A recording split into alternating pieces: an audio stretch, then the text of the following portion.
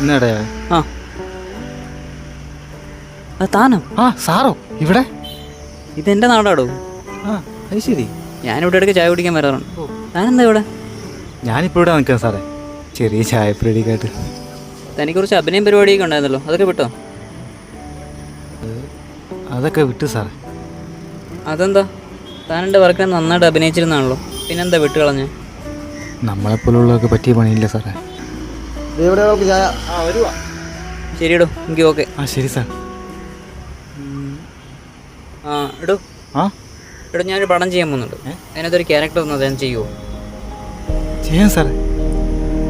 നമുക്ക് നോക്കാം. ശരി സാർ.